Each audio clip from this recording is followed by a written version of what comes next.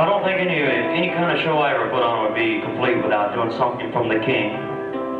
And we'd like to, this will be our last number, and then we're going to make way for Conway. It goes like this. And now,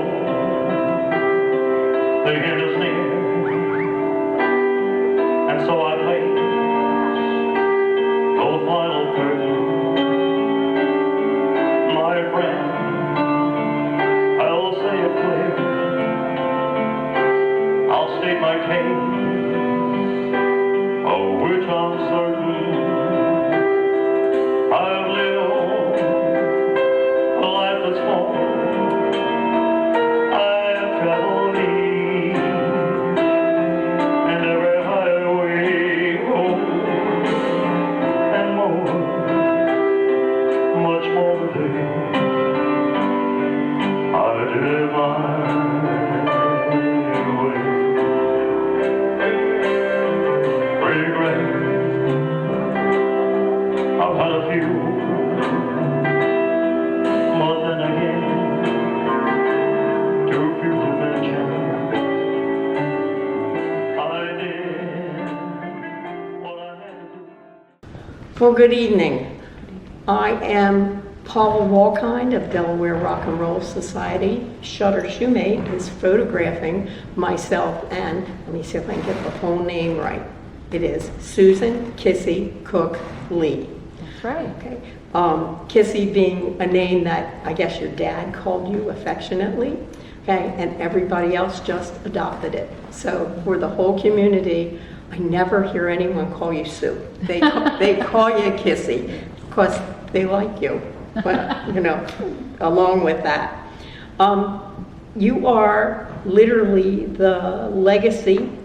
You and your brother, who I know plays a little bit of music, for Jane Cook, the beloved and respected musician who made such a difference in, I guess, below the canal, you know, the southern world. Now, let's talk a little bit about you first, okay? Where'd you go to high school? Caesar Rodney. Right here at Caesar Rodney. Okay, very cool. And I know that the earliest you played or you sang was at age 3 with your dad, right? Right. Okay, now, did you sing all through your childhood with him?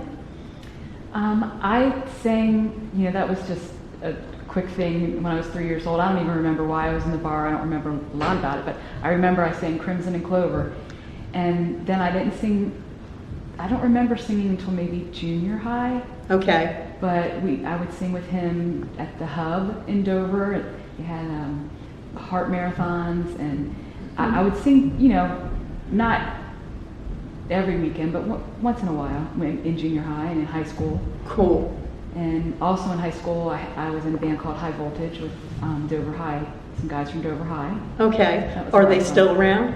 I don't keep in touch with, it was Adam Samuel and Chris Dabson. They're still in Dover, I believe. Okay. But the Bedessa brothers, Richard and Robert, they live in New Jersey now, and I stay in touch with Richard. That's fun. All the way back from junior high. Yeah. That's fun. That's fun. Well, now, did you play any instruments? I did not play any instruments. Okay. Now, you don't need anything other than that incredible voice, lady. Okay. Definitely, you don't need anything other than that. Now, whose music inspires you? You know, growing up, I enjoyed the music that my dad enjoyed. You know, Elvis has always been a favorite. Yeah. And I love the music of the 70s, but I love current stuff too. And you know, the song that I sang at Dad's induction, "The Rose," has always been my favorite to sing. Mm-hmm. And that's a song that I would sing with him. I started singing with his band on a regular basis when I graduated high school for about 13 years. Okay. Pretty much every weekend, sometimes 5 nights a week, and getting paid for it. Right. So that was a lot of fun, and it was also really bonding for my dad and me. Absolutely. So Absolutely. That song, "The Rose," was one that I did as I mean, as soon as it came out, I loved it, and Yeah, still I one of my did too. favorites today, if not my most favorite. Your most favorite, yeah. I was tickled to hear you sing it for the rock and roll induction because it's an absolute favorite for me as well. I think it's one of the favorites for women on, you know, when they're going to, if they do karaoke. Oh, Okay, so yeah, it's a beloved song. Now you said you like some of today's music. Okay, who would you say you are a fan? I really love Carrie Underwood's voice. She's amazing. And I try to sing her songs. They're a little bit out of my range. Yeah, yeah. She's amazing, and I love Bruno Mars. I love So do I. dancing to his music. And, Yeah. I mean, I like pretty much all music. It's just Gotcha. I like to dance. I like to sing. It's just You're there. yeah. Yeah, that's your element. That's where you were bred. Mm-hmm. Yeah, that's your element. It's cool. Now, how about like mom? Did she play a musical instrument? Did she sing? She did not. She used to say when she sang in the shower, the toilet would flush. So no, she just supported us. That's great. But my brother, he really got a lot of talent. He could write music. He could like think of a song in his head and then play it. And Wow. he, I sang for the first time at 3, but he was probably 2 years old and was watching a show on TV and asked my mom to put him up on the organ stool, and he played the song. So my goodness. he could play by ear, and like I said, he could write a song and then play all the instruments and sing. So Wow. he really has a lot of talent. Oh man, that's what a musician, to be able to translate the hearing to the playing. That's And I did a not tough do any of spot. that. I tried to learn how to play a keyboard. It's just not something I could get. Gotcha. So Gotcha. It wasn't going to be your thing. It's like a singer trying to sing out of their arena. You know what songs are kind of in your category, but if you move out of your comfort zone, okay, it just doesn't translate. So, yeah, there you go. What kind of things did you hear from your dad? What did he say to you all the time, or what did he what advice did he give you? In general, what are things that would come out of Dad's mouth? He would always tell me, I mean, he would say in later years when I sang with his band, he would say to me jokingly, people are coming to hear you, not me. And I'm like, no, they're not, but he was definitely supportive of me and tried to build me up. I love that. I've always been a little shy, a little, I don't know, didn't always have much self-confidence. It's still not the greatest, but it's better than it was when I was younger. yeah, And I went through things like I remember singing. People were telling me I was singing differently in my dad's, because I was like cutting the notes off short. And my Okay. dad's like, just sing. He said, put the microphones right up to your mouth and just sing it. Don't think about it. Just sing it. okay. And you'll see me today. I always hold the microphone up close because that's what he told me to do. That's what he Because told I would you. hold it out here, and he would have to keep turning me up, and I guess the quality wasn't the Adjusting. greatest. Yeah. Yeah, So that's just been a habit now. that's great. Something you learned right out front. Okay, and that band that you sang with a lot was Cooking Good primarily? It was Cooking Good, and then when they broke up, it was like went to Cooking, and then just became the Gene Cook Band, and that's when I sang the most and got paid for it. I would get a half cut because I didn't sing every song, and Right. I didn't have to worry about equipment. I just showed up and sang. Oh, I love it. Fun. No schlepping that stuff. Yep. Now, today, do you play with any of the musicians from his gang? I do not. Okay. No, I mean, I didn't sing at all for several years, and then a guy that used to come out to hear, he really bought a lot of my dad. His name's Jimmy Bean, And he had asked me at my dad's 70th birthday party to join his band, and I wasn't ready. Right. And then, you know, after my dad passed away, music was very emotional for me, and I couldn't do it. Yeah. So I just got back in the band and back into singing about 3 years, a little over 3 years ago. Okay. And they're not right now. The band that I'm in now, I didn't know any of these guys before I started singing with them. Wow. Yeah. Wow. Well, you guys don't have many available weekends. When I looked at the In schedule. the summertime, it was real busy. Summer and spring, summer, fall, and then winter gets a little slower. Well, it looked like it was paying the bills, for the schedule. Yeah. It's a lot of fun. I love that. I do it for fun. I don't do it for money or anything like that. It's not fun. a drag ever. Yeah. It's fun. You know, it's also, it gets my mind off everything else when I'm up on that stage. I can just... You're in another world. Yeah. That's great. That's great. I hear a lot of singers say that, once they get on stage, they just fly. Well, right now, I know you said something about changing the drummer, so is it still Gary Rawls, Tally Ober, and Tony Cavola? Tally Ober is no longer with us. Our drummer is John Harvey. Okay. Okay, I wanted to make sure I got that right. I have lots of notes. Okay. So, Gene Cook was a legend in his own time. He literally was, and still is in ours. What was your life like at home with this legend? Well, when he was at home, he was sleeping because he worked, a day job, sometimes a day job, a full-time job, a part-time job, and singing. Wow. So when he was home, he slept. He was there at home to sleep and eat. Oh man. Okay. But when I started singing with him on a regular basis, we would travel together. We would be at the jobs together, and Yeah. we got very close. Yes. And It's almost like dad/best friend at that point because you were there all the time together, and you had school, for most of the year during the day. So, boom. Yeah. yeah, that work ethic he had, he instilled it in me because, when I started singing with his band, I was working full time and going to college. Oh man. And, Yeah. It's Jeez. even now I work full time for the state and sing in the band on the weekends and once in a while on a weeknight, but I don't really like to do that. Gotcha. Yeah. Gotcha. Well, it's nice not to have to break your pattern. You know what to be ready for the weekend. Yeah. But to not have to break your pattern. As I look at names, I know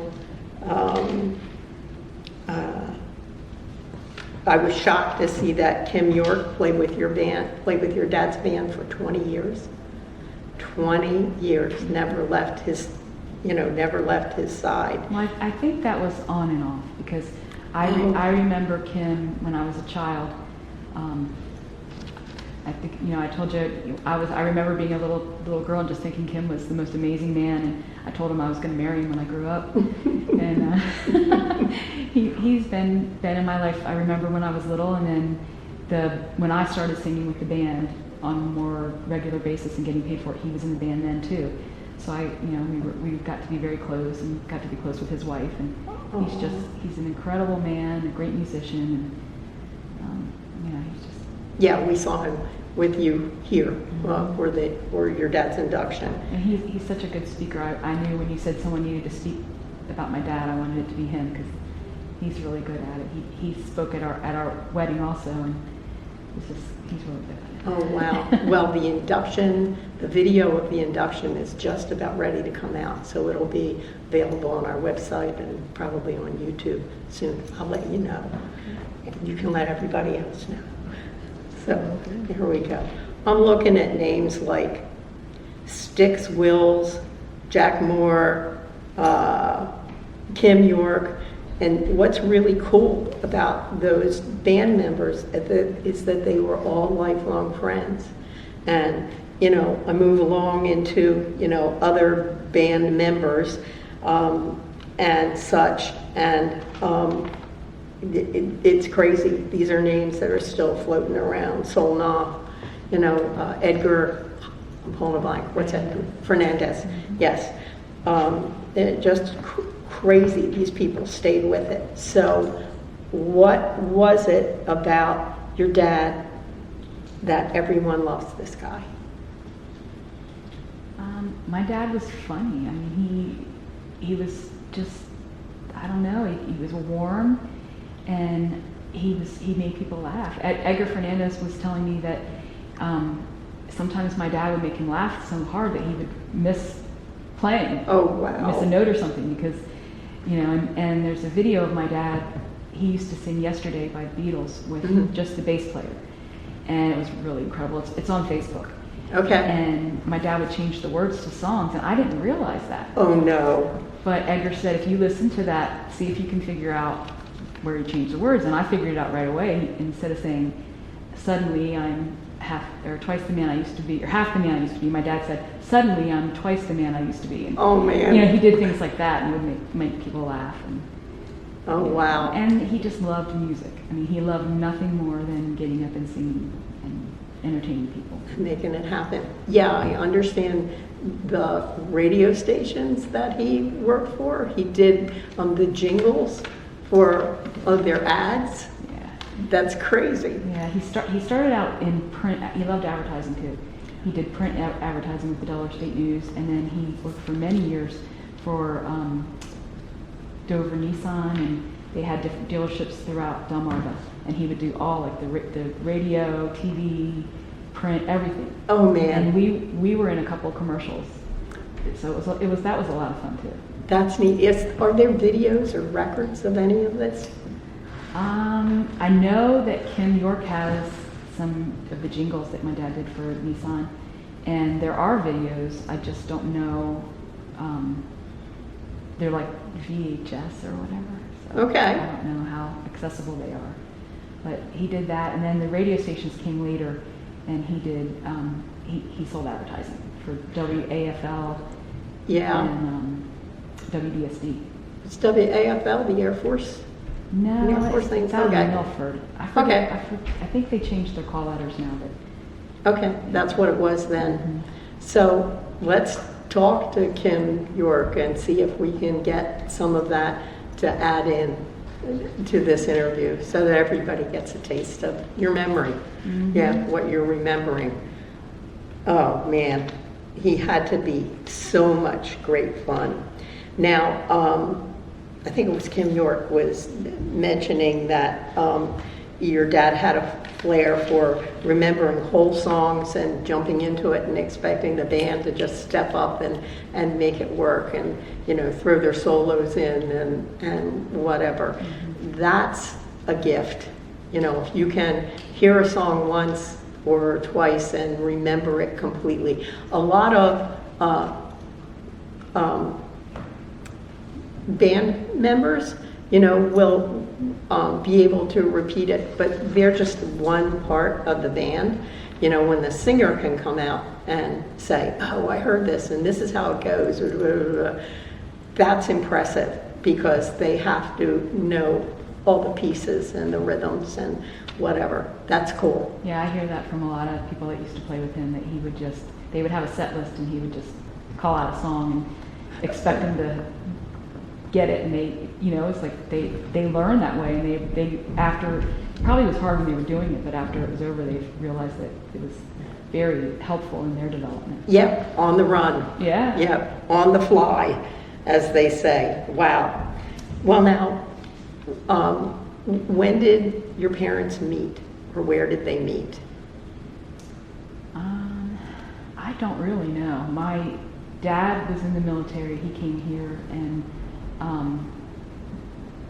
they lived in Bowers Beach. I think they met in Bowers Beach, but I don't really remember the story of how they met. What the specifics were. Yeah. Wow. Now, what about instruments? Did your dad play any instruments? No. I mean, he played the harmonica. Yeah. And he had a clapper machine, But Oh my he was goodness. a singer. He was a singer. That was his instrument. I don't know. Like you. Yeah, I don't know where my brother got all that talent, but All the musical Dad was talent. like me. He just sang. He didn't play music. He was a singer. Got it. Yeah, I can't wait to hear the jingles for the radio ads. That will be really, really, really, really cool. If you need a new set of wheels, you're getting tired of high gas bills, come on down to Dover Datsun. Custom vans, cars and trucks, our special sales will save you bucks. There's so much more at Dover Datsun.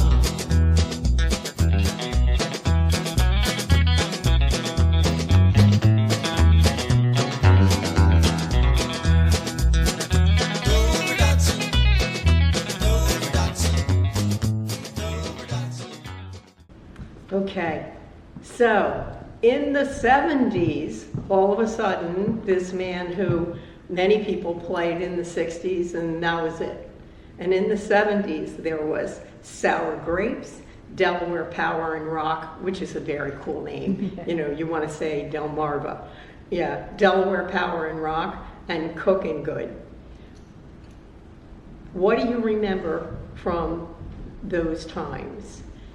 Do you remember anything specific about Sour Grapes or about Delaware Power and Rock? I remember when I was little, they were playing some kind of festival and it was broadcast on the radio. And I was at home listening to my dad on the radio. It was just the coolest thing. Oh yeah, absolutely. That would have been the coolest thing. Yeah. Absolutely. Now, was he as big a fan of the 70s rock as he was of the 50s rock and roll? Probably not. I mean, he liked it, but I think His heart? yeah, he loved the, Elvis was his, The be-all, end-all. Yeah, yeah. He wasn't alone. You know, there were many, many, many. And, you know, some people watched Elvis's movies even when they weren't fans because of the music. Yeah. I mean, he loved a lot of different music as well, like I do, and different eras of music, but I think his favorite probably was the 50s and Okay. 60s. Okay. Did he, you know, any of the old songs that you can remember that he sang and really enjoyed? Well, a lot of the songs that they did, the first set of his show, like Yeah. Daddy's Home, Oh Donna, like the 50s Yeah. music. He played that throughout his musical career. Like he would play those songs. Okay. People always loved him. I mean, Oh yeah, absolutely, absolutely. If you remembered them. I had brothers that are like 5 and 6 years older than me. So when they got in the bathtub, you know, I could hear the music going. So the early exposure to the 50s stuff, I love it too. Now, he made a few records, okay? Can you tell me about the records? I remember Slide Guitar, that he wrote. I think he wrote that song. It's funny though because he had a record, and on the flip side it was something about Under the Sea. And I remember hearing the Judds. I was at work and I heard the Judds sing the song, and I called him. I'm like, Dad, the Judds are doing your song. And he's like, No, I didn't write that song. and yeah, but Endless Sleep. I remember that one. He had a few records. Silly Girl, Yes. Anne Marie. I think that was his first one, Silly Girl. Okay, hmm yeah. But I don't know, and I don't know who Anne Marie was, who he wrote that about. But my uncle's wife tells me that there was an Anne Marie in his life that he wrote that about. So Oh, boy. It had to be before my mom. So. Yes, had it be before, your mom's name was? Bunny. Bonnie. Yeah. Yeah. Was that her formal name? Her given name was Wilma. Okay. Which she hated.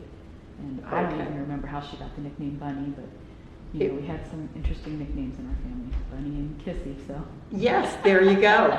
Yeah, the women were never going to be stuck with their actual name. Well, my mom nicknamed me Susan after her best friend, and one of my aunts was named Susan, so she felt Okay. like there were a lot of Susans. And she said when I was a baby, every time she would go to pick me up, my lips were pursed.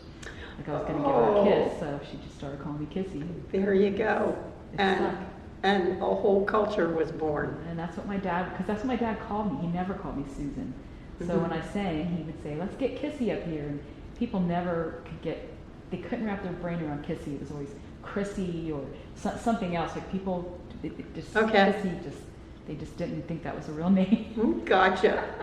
Gotcha. Well, you absolutely knew if anybody was calling you out the front door, you know, that it actually was you. Yeah. You couldn't say, well, I couldn't hear you, or I didn't think, yeah.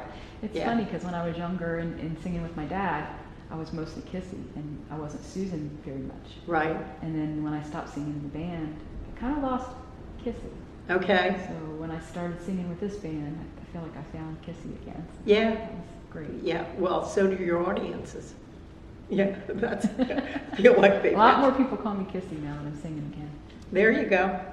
There you go. Well, I see that your dad played for presidential candidate Ross Perot. The rally was requested to play. Yeah. You know, not bid for it, but Yeah. was requested. That was amazing. And then the Blue Hen Concert Hall, Yes. Earl Teat had, we opened up for Conway Twitty, Kentucky Headhunters, Charlie McLean, Roddy McDowell. I mean, that Oh man. and others that I don't remember, but it was so much fun. Oh wow. Now, what did you think of Conway Twitty? I really didn't meet him. Okay.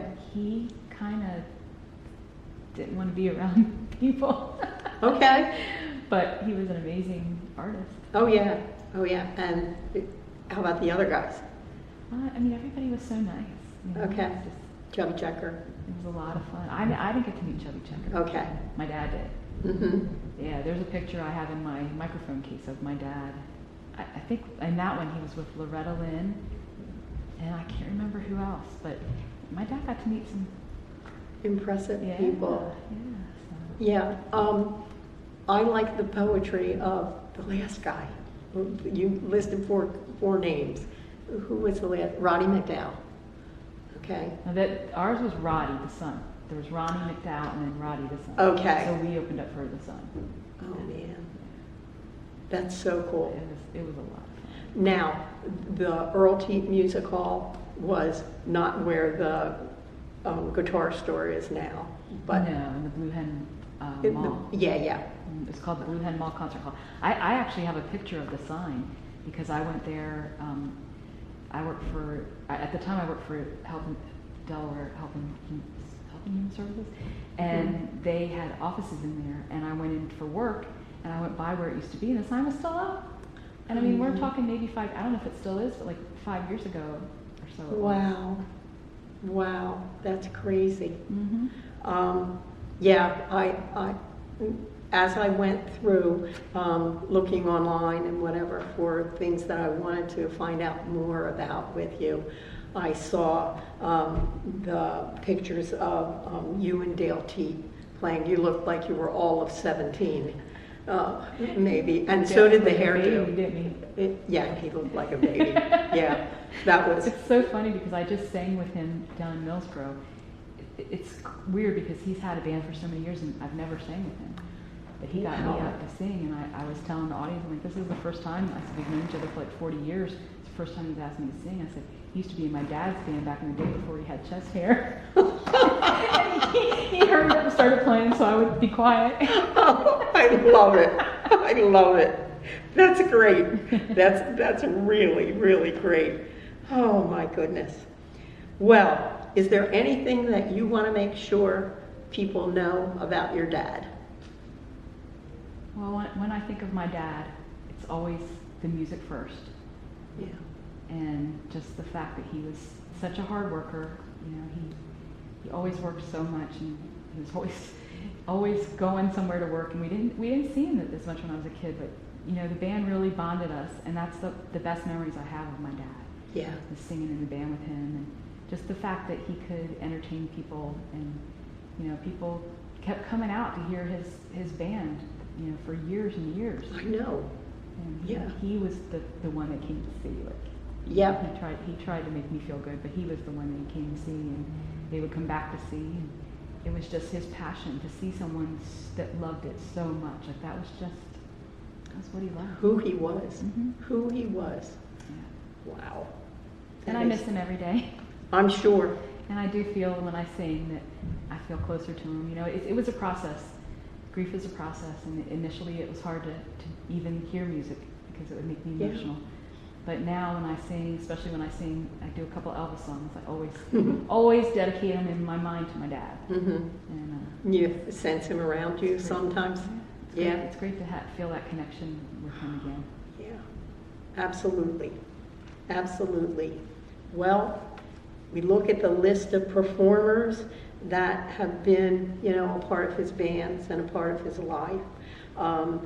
The list of people who light up when you say Gene Cook, you know, oh, I remember this and I remember that. And he was great with this and great with that. And amongst the musicians, there's this sense of appreciation and adoration. He helped them, he encouraged them, he didn't berate anybody. You know, it sounds like he used his humor sometimes to bring things to point. Okay? And what a legacy. You know, you and your brother certainly, but this entire community that felt like he was their family too. Yeah, a beloved man. Thank you so much for taking the time to talk with me. We'll, you know, put some videos and photos and whatever in so that everybody gets a chance to say, I know him. You know, I loved him. Where's that band playing? That's probably what they're going to ask. And I hope that people will take the time to, you are his legacy, take the time to go online and look at your schedule and be there when that music comes alive from you on stage. Okay. Thank you for tonight. Thank you. Well, we're going to do some more rock and roll for you. We're going to go back with a group called Free, if you know what I mean. Yeah, a little song called All Right Now. Let's hit it. 'Cause that's the my dance uncle. floor, that is. Going out to your uncle. He remembers his stuff. Yeah. Here we go. Hey, hey.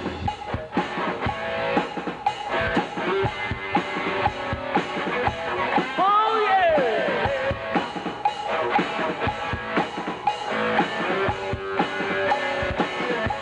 Here that she stood in the street now, bound from her head to her feet. I say, hey, what is this now, baby? Maybe she's in need of a kiss. I say, hey, what's your name, baby? Maybe we can see things the same. She said, wait, don't hesitate, no. Let's move before they raise that parking rate now. All right now, baby, it's all right now, yeah. All right now, baby, it's all right now, yeah.